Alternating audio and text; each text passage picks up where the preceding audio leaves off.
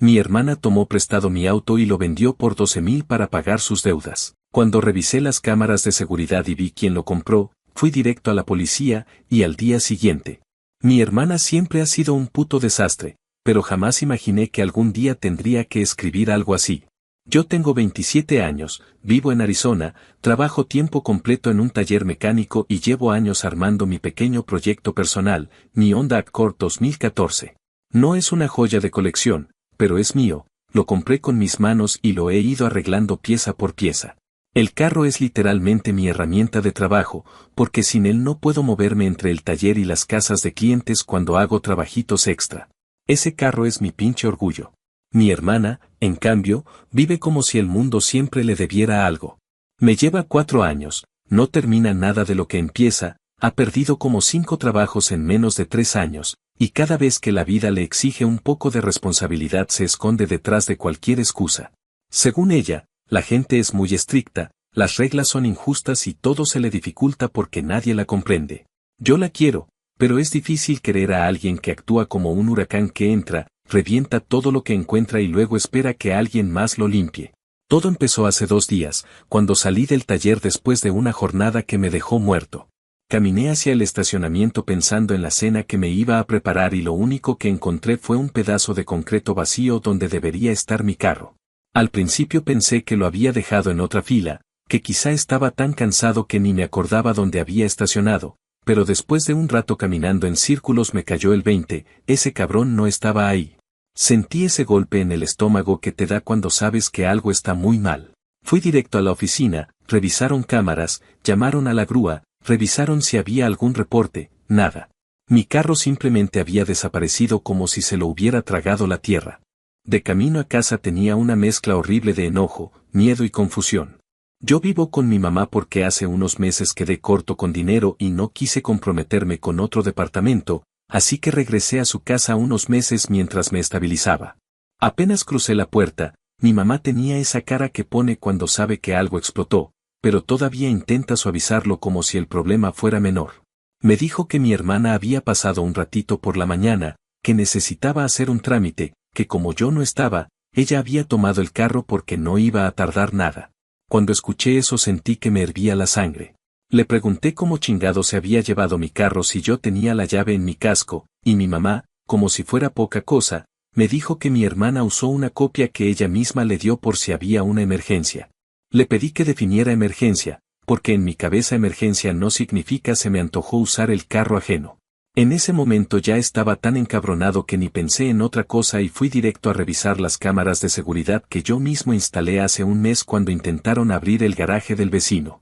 Ahí estaba todo, clarito. Mi hermana saliendo de la casa con una mochila, mirando alrededor como si estuviera haciendo algo que no debía, abriendo mi carro sin ningún problema con la llave, echándose a reír con un tipo que venía caminando detrás de ella, yéndose sin decir nada. No la reconocí al principio, pero el tipo me daba mala espina, esa sensación de que algo no cuadra. Le marqué a mi hermana inmediatamente, pero no respondió. Le mandé mensajes diciéndole que tenía que regresar el carro ya, que no podía hacer esa mierda, que explicara qué estaba pasando. La muy cabrona me ignoró durante horas. Cuando por fin respondió, ya estaba entrada la noche. Me mandó un mensaje tan frío que me dejó helado. Dijo que ya no tenía mi carro, que lo había vendido porque necesitaba dinero urgente para pagar sus deudas, y que luego me transfería lo que correspondiera. Así, como si hubiera vendido un sillón de $200. Yo no podía creer lo que leía. Mi propio carro, mi trabajo, todo lo que había invertido, y lo había dejado ir como si fuera cualquier objeto abandonado. Le intenté volver a marcar y me bloqueó. En ese momento ya no era enojo, era un tipo de incredulidad que te deja sin aire. Volví a las cámaras de la calle, revisé otras que tenemos comunitarias, y logré ver la placa del carro en el que se había ido el tipo que la acompañaba. Busqué la placa en línea, y ahí apareció el nombre, David. No era un desconocido, pero tampoco alguien que me diera buena espina. Ese güey compra carros chatarra por $2 y los revende como si fueran casi nuevos. Es conocido por hacer tratos turbios. Una vez quiso comprarle un carro viejo a un amigo mío por una miseria y luego lo intentó revender a un precio ridículo. En cuanto vi su nombre, supe que mi hermana no solo había tomado mi carro, Lo había metido en un negocio sucio con alguien que se aprovecha de gente desesperada. Fui directo a la policía. No pensé en hablarlo con mi mamá ni esperar a que mi hermana diera la cara porque claramente no iba a hacerlo. Le enseñé todo a los oficiales, el video, los mensajes, la información del carro, mis documentos, todo. Uno de ellos me dijo que no era un asunto civil, que esto contaba como robo porque ella no tenía permiso para vender el carro, y mucho menos para transferir la propiedad. Yo estaba entre devastado y furioso. Ese carro no era solo un auto, era mi esfuerzo de varios años. Mi mamá, en vez de apoyarme, empezó a llamarme histérico, a decir que no hiciera un escándalo, que mi hermana no sabía lo que hacía, que seguramente estaba desesperada, que yo tenía que entenderla porque la familia es primero. Cuando escuché eso, sentí una desconexión total. Era como si estuviera viendo a mi propia madre defender algo indefendible y al mismo tiempo esperar que yo reaccionara como el hermano noble que siempre ha cargado con sus cagaderos. Esa noche casi no dormí. Tenía ese miedo horrible de no recuperar mi carro nunca, de que mi hermana siguiera metiéndose en problemas y arrastrándonos a todos, de que mi mamá siguiera justificando cualquier cosa. El día siguiente trajo más caos, porque la policía tomó el caso mucho más en serio de lo que yo imaginé, y cuando localizaron a David, el tipo no tardó en abrir la boca. Ahí me enteré de cosas que jamás pensé escuchar y que solo estaban por empeorar, porque al parecer mi hermana no solo tomó mi carro, llevaba tiempo planeando algo mucho más grande. Todo estaba por explotar y yo apenas estaba agarrando aire. Actualización 1. Pasaron aproximadamente 24 horas desde que puse la denuncia y, aunque pensé que la policía se tomaría su tiempo, ese mismo día comenzaron a moverse más rápido de lo que imaginé. Yo ya estaba mentalizado a no recuperar el carro y a que todo terminaría siendo un trámite largo y frustrante, porque sé cómo funcionan las cosas cuando el ladrón es alguien de la familia y el objeto robado no es precisamente una joya invaluable. Pero a media tarde recibí una llamada de un oficial que me dijo que necesitaban que fuera a la estación porque habían localizado a la persona que había comprado mi carro. No me dieron detalles, solo dijeron que avanzaron gracias a los videos y al número de placa que yo mismo les proporcioné. Me pidieron estar disponible por si necesitaban una identificación formal del vehículo o alguna firma adicional para continuar con la investigación. Tan pronto colgué, noté que tenía mensajes perdidos de mi mamá insistiendo en que no fuera tan lejos, que pensara en mi hermana, que estaba muy preocupada, que ella era impulsiva pero no mala. Para mí ya no había espacio para ese tipo de excusas, así que no respondí nada. Cuando llegué a la estación, el oficial que me atendió la noche anterior salió a buscarme y me condujo a una pequeña sala donde explicaban a otras personas cómo proceder con reportes de robo. Apenas me senté, me dijo que habían encontrado al comprador y lo habían llevado para interrogarlo. Lo mencionó como si fuera una situación rutinaria, pero para mí fue una mezcla de ansiedad y una especie de alivio extraño que no sabía si permitirme sentir. No tardó en decir que, apenas lo abordaron, el tipo aceptó que había comprado un carro que obviamente no pertenecía a mi hermana. Según sus propias palabras, ella llegó desesperada, diciendo que necesitaba dinero urgente y que no tenía tiempo de hacer trámites formales. Él, que ya era conocido por comprar autos sin papeles y revendérselos a quien fuera, no dudó demasiado. En cuanto el oficial me dijo eso, confirmé que se trataba de David, el mismo cabrón que había intentado aprovecharse de mi amigo hacía un tiempo. Lo que no esperaba escuchar fue que, durante el interrogatorio, David entregó su teléfono voluntariamente y mostró todos los mensajes que había intercambiado con mi hermana desde hacía unas semanas. Al parecer, ella llevaba tiempo buscándolo para ver si podía venderle cosas de la casa. El carro solo fue la primera gran pieza. Había mensajes donde le ofrecía la televisión de mi mamá, mis herramientas del taller, una computadora vieja de mi papá y hasta algunos muebles que claramente no eran suyos. En algunos mensajes, ella le decía que no podía esperar más, que necesitaba dinero porque, según sus palabras, la situación se le estaba yendo de las manos. Lo que para mí era una clara confesión de que no estaba simplemente desesperada, sino que se encontraba en una espiral de decisiones pésimas que ya no sabía cómo detener. Mientras el oficial me relataba todo eso, yo pasaba de sentir rabia a un cansancio mental profundo, como si la acumulación de años justificando sus comportamientos hubiera caído sobre mí de golpe. Entendí entonces que lo del carro no había sido un arrebato momentáneo. Era parte de una dinámica que ella misma había alimentado durante años, sintiéndose siempre con el derecho de tomar lo que no era suyo porque sabía que alguien la cubriría. El oficial también mencionó que David dijo algo que me dejó helado. Aseguró que mi hermana le había prometido conseguir más cosas valiosas para vender, que él solo tenía que estar pendiente y que en unos días le avisaría. Cuando escuché eso, sentí una mezcla de vergüenza y rabia que me quemaba. Saber que ella había llegado al punto de planear robar varias pertenencias familiares sin importar a quién afectaba me sacudió de una manera que no puedo explicar. Después de recibir toda esa información, me llevaron a otra sala para revisar fotografías del carro. Estaba en el lote policial, bajo retención mientras procesaban el caso. No pude verlo en persona, pero las fotos mostraban que el interior estaba diferente, faltaba el estéreo, mi caja de herramientas portátil ya no estaba y la tapicería trasera se veía removida.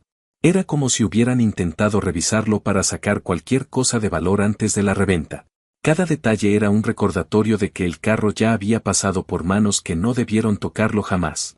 El oficial me dijo que no podía reclamarlo todavía porque primero debían terminar el papeleo y confirmar la cadena completa de posesión para el caso.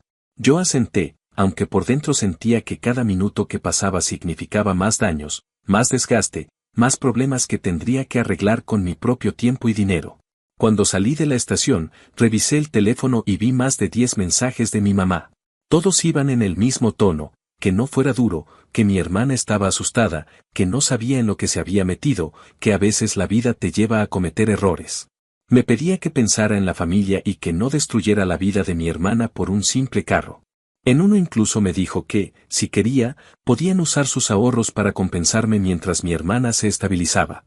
Ninguno de esos mensajes mencionaba la gravedad de lo que había pasado ni el hecho de que yo era la víctima. Para ella era impensable ver a mi hermana como responsable de algo tan grande. Me dolió más de lo que quiero admitir. Saber que, para mi propia madre, yo era un obstáculo que se interponía entre mi hermana y la comodidad que siempre había tenido fue un golpe en el estómago. Ni siquiera intenté responder. Esa noche, mientras estaba sentado en mi cuarto tratando de procesar todo, mi mamá entró sin tocar la puerta. Empezó a decirme que la policía había sido muy dura con mi hermana, que ella estaba llorando, que necesitaba que yo fuera comprensivo, que retirara la denuncia, que hablara con los oficiales para aclarar que ella no actuó con mala intención. Me contó que mi hermana había dicho que yo sabía que ella estaba desesperada y que le había dicho que podía usar el carro si lo necesitaba. Esa mentira me sacudió tanto que tuve que pedirle que saliera de mi cuarto porque no confiaba en lo que podía decirle si seguía ahí. Mientras ella hablaba, me di cuenta de que mi mamá estaba tan acostumbrada a defenderla que ya no podía ver la realidad. Le expliqué, con la poca paciencia que me quedaba, que esto no era un malentendido. Era un puto robo. Ella insistió en que solo fue un error y que cualquiera puede equivocarse, especialmente cuando está bajo presión. Yo ya no sabía si estaba hablando con mi madre o con la abogada personal de mi hermana. El cansancio emocional terminó por derrumbarme cuando mi mamá dijo que la familia debía mantenerse unida, que lo peor que podía hacer era permitir que la justicia interviniera porque eso quedaría en el historial de mi hermana.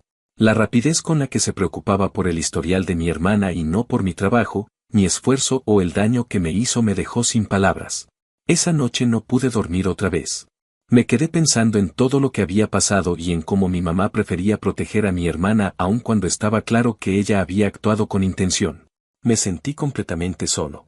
Sin embargo, al mismo tiempo experimenté una claridad que no había tenido antes. Comprendí que, aunque la familia siempre ha sido importante para mí, no podía seguir tolerando que me vieran como el que siempre debe ceder y perdonar sin importar lo que pase. Para el día siguiente me llamaron de nuevo de la estación. Me dijeron que, gracias a la cooperación del comprador, la investigación avanzaba con fuerza y que probablemente el caso se convertiría en algo más grande que un simple robo de vehículo porque los mensajes sugerían una conducta repetitiva. No me dieron detalles porque todavía estaban revisando el teléfono de David, pero sí me adelantaron que la situación no pintaba bien para mi hermana. Escuchar eso no me alegró, pero tampoco me hizo sentir culpable. Simplemente sentí que las cosas estaban cayendo en su lugar, como deberían haber caído desde hace mucho tiempo. Esa fue la primera actualización real de este desastre. A partir de ahí todo fue escalando de maneras que nunca imaginé, porque todavía quedaban cosas por descubrir y cada una era peor que la anterior. Pero esa parte vino después, cuando la verdad completa salió a la luz y mi hermana terminó mostrando hasta dónde estaba dispuesta a llegar con tal de no enfrentar sus actos. Actualización 2. Unos días después de la primera llamada en la que me informaron del avance del caso, comenzó lo que ahora veo como la parte más retorcida de todo este desastre. Porque hasta ese momento yo creía que la situación era sencilla en términos legales, mi hermana había robado mi carro, lo había vendido sin permiso y la policía había encontrado suficientes pruebas para responsabilizarla. Lo que no imaginé era que, en lugar de enfrentar lo que había hecho, intentaría cambiar completamente la narrativa y usar cualquier recurso para evitar que las consecuencias cayeran sobre ella. El salto de tiempo entre esa primera actualización y esta segunda fue de apenas una semana, pero se sintió como si hubieran pasado meses por la intensidad con la que todo escaló.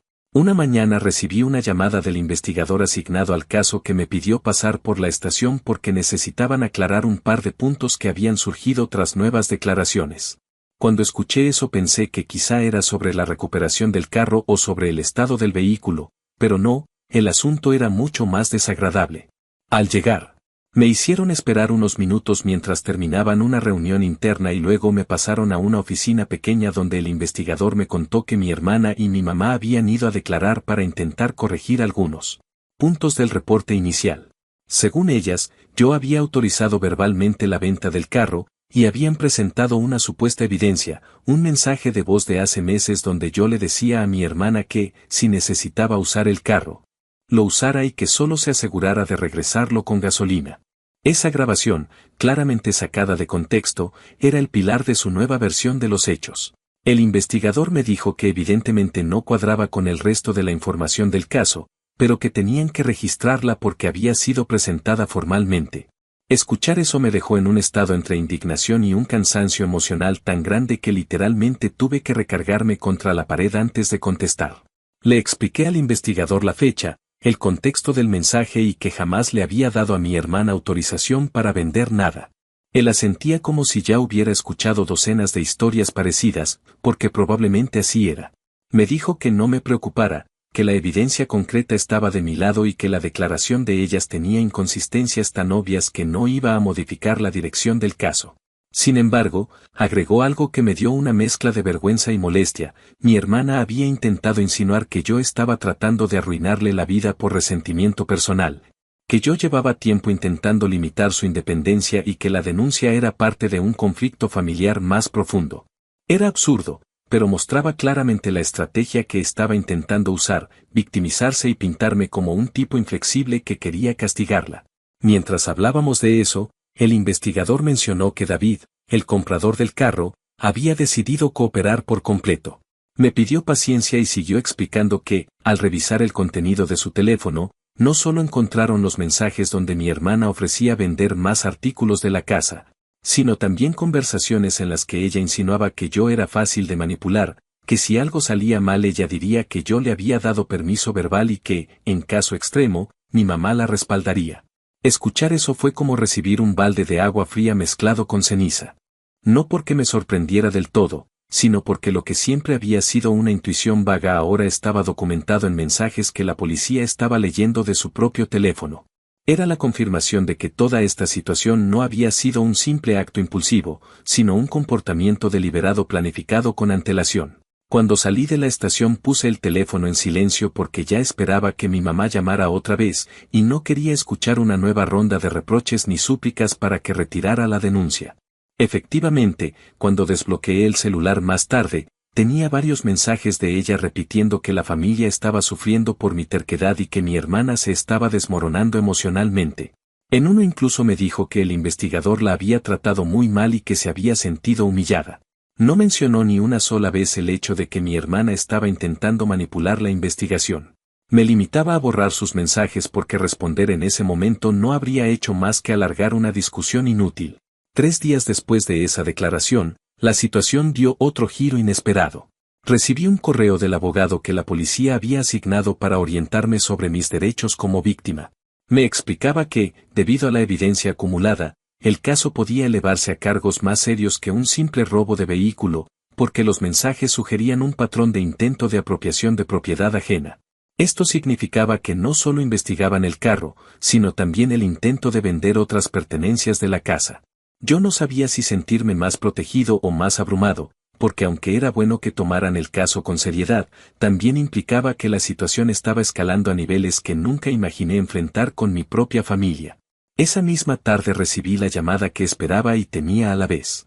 Mi mamá me gritó que cómo podía permitir que la policía tomara los mensajes de David como evidencia, que estaban malinterpretando todo y que el pobre comprador estaba diciendo cosas exageradas para librarse del problema. Me dijo que mi hermana estaba convencida de que yo estaba manipulando a la policía para perjudicarla. Yo solo contesté que no tenía ningún control sobre lo que la policía analizaba y que, si mi hermana había escrito cosas comprometedoras, ese era su problema, no mío. Mi mamá entró en un discurso largo sobre el valor de la familia y que yo estaba rompiendo algo que después no podría arreglar. Tuve que colgarle porque sentía que me estaba drenando la poca energía emocional que me quedaba. En medio de todo este caos, intenté mantener la rutina de ir al trabajo, pero era evidente que la situación estaba afectando mi concentración. Mis compañeros me preguntaban por qué estaba tan distraído y, aunque no les conté detalles, sí les dije que estaba lidiando con un problema familiar grave. Las noches se me hacían eternas. No podía evitar pensar en cómo mi hermana había logrado ponerme en esta posición, no solo legal sino emocional. Recordaba momentos de infancia, cuando yo siempre era el que cedía, el que se hacía responsable, el que veía cómo ella salía impune de casi todo. Y ahora veía que esa dinámica había crecido en ella hasta convertirse en una forma de vida donde todo se justificaba con tal de evitar enfrentar las consecuencias de sus actos. A finales de esa semana me llamaron una vez más del departamento de policía. Esta vez el tono era distinto. Me explicaron que estaban preparando el caso para presentarlo al fiscal y que habían concluido que mi hermana no solo había cometido un delito, sino que había intentado interferir en la investigación al presentar declaraciones falsas. Me dijeron que el fiscal decidiría si se añadía ese cargo adicional. Escuchar eso me dejó un sentimiento extraño, porque aunque sabía que ella había cruzado una línea mucho antes, nunca imaginé escuchar de manera tan formal que mi propia hermana podía enfrentar cargos adicionales por intentar culparme. Era como si, por primera vez en mi vida, la realidad dejara claro que yo no era responsable de salvarla de sí misma. Los días que siguieron fueron tensos con mi madre porque finalmente dejé de responderle. La relación se fracturó todavía más cuando se dio cuenta de que no pensaba retirar la denuncia ni suavizar la situación. Ella me acusaba de ser cruel, de no entender la desesperación de mi hermana. Yo me mantenía firme en que era imposible justificar lo que había hecho. Intenté explicarle que esto no era una discusión doméstica ni un malentendido familiar, sino un delito real. Pero mi mamá ya estaba demasiado metida en su versión de la historia, una donde mi hermana era víctima y yo era el que había decidido hacer público un problema interno. En ese punto, entendí que no solo estaba lidiando con una hermana irresponsable, sino también con una madre que prefería mantener una fantasía antes que aceptar la verdad. Fue un momento doloroso, pero también una liberación inesperada. Por primera vez reconocí que no podía cargar con la culpa ni con la responsabilidad de protegerlas a ambas a costa de mi propio bienestar. Y aunque todavía no sabía cómo terminaría todo, supe que mi decisión de seguir adelante con el proceso era lo único sensato que había hecho en mucho tiempo. Lo que vino después fue incluso más decisivo, porque el tiempo siguió avanzando y la realidad finalmente alcanzó a mi hermana de una manera que ni ella ni mi mamá pudieron ignorar. Pero esa parte vino más adelante, cuando el caso por fin llegó a manos de un juez y quedó claro que no había forma de escapar de las consecuencias. Actualización final. El salto de tiempo entre la segunda actualización y lo que terminó siendo el cierre de toda esta pesadilla fue de aproximadamente un mes, aunque la sensación que tengo al recordarlo es que atravesé un periodo mucho más largo, casi como si hubiera estado viviendo en un estado suspendido donde cada día se estiraba más de la cuenta.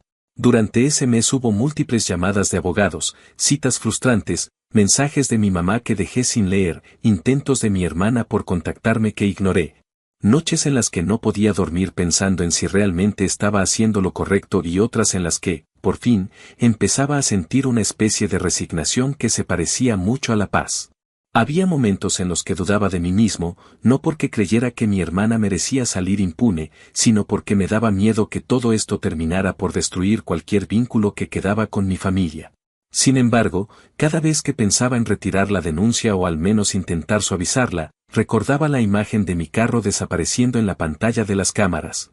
Recordaba los mensajes donde mi hermana planeaba vender más cosas de la casa, recordaba a mi mamá pidiéndome que la protegiera como si yo fuera el que estaba causando daño. Esa serie de recuerdos me regresaba a la realidad y me hacía ver que no había vuelta atrás.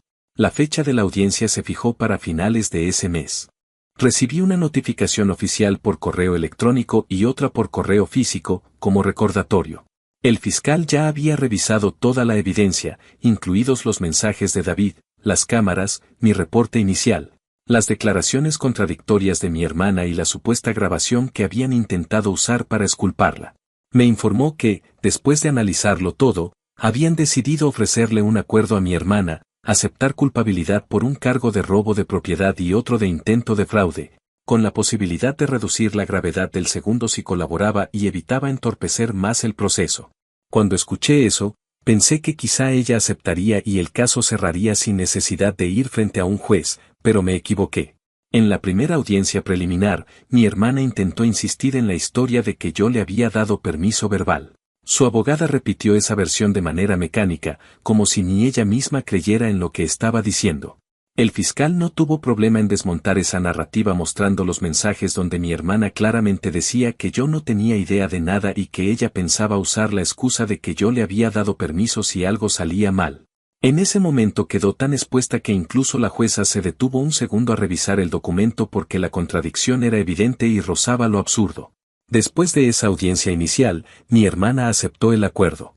La razón es que el fiscal, según me explicaron más tarde, le advirtió que si insistía en su inocencia iban a añadir el cargo de interferencia en una investigación, lo cual complicaría aún más su situación. Fue casi un alivio saber que había aceptado, porque eso significaba que el caso avanzaría más rápido y que no tendría que pasar por un juicio donde yo tendría que testificar delante de ella, mi mamá y cualquier otro miembro de la familia que decidiera aparecer para criticarme por no haber sido compasivo. El acuerdo implicaba que mi hermana quedaría registrada con antecedentes, tendría que pagar una multa significativa y, lo más importante para mí, tendría que pagar restitución completa del valor del carro, de las herramientas y de los daños causados durante su periodo en manos de David. El día que se formalizó la sentencia, me presenté en el tribunal con una mezcla rara de tranquilidad y agotamiento emocional. No fui con nadie, no quería a mi mamá ahí porque sabía que su presencia no aportaría nada y solo aumentaría la tensión.